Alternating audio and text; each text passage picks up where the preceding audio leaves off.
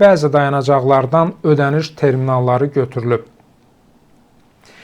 Bakı Kartın operatoru K-Group MMC-dən Milli Azın sorğusuna cavab olaraq bildirilib ki, son günlər sosial şəbəkələrdə və bəzi onlayn platformalarda paytaxtda ictimai nəqliyyatda, metro və avtobuslarda istifadə olunan Bakı Kart kartlarının ləğv ediləcəyi barədə yayılan məlumatlar əsassızdır və həqiqəti əks etdirmir. Qeyd olunub ki, Bakı Kart ödəniş sistemi tam şəkildə fəaliyyətini davam etdirir və Bakı Kart kartlarının ləğvi ilə bağlı hər hansı qərar və ya plan mövcud deyil.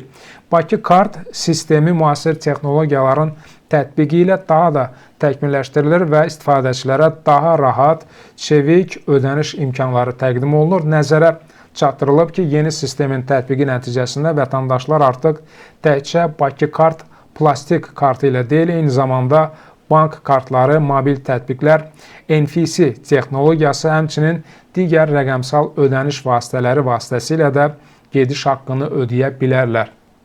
Bu addım həm rahatlığı artırır, həm də nağdsız ödənişlərin genişlənməsinə şərait yaradır. Qeyd edək ki, ötən il metropolitenin bütün stansiyalarında, həmçinin avtobus marşrutlarında NFC sistemini dəstəkləyən yerli bank kartları, eləcə də Apple Pay və Google Pay vasitəsilə nağdsız ödəniş mexanizmi tam şəkildə aktivləşdirilib.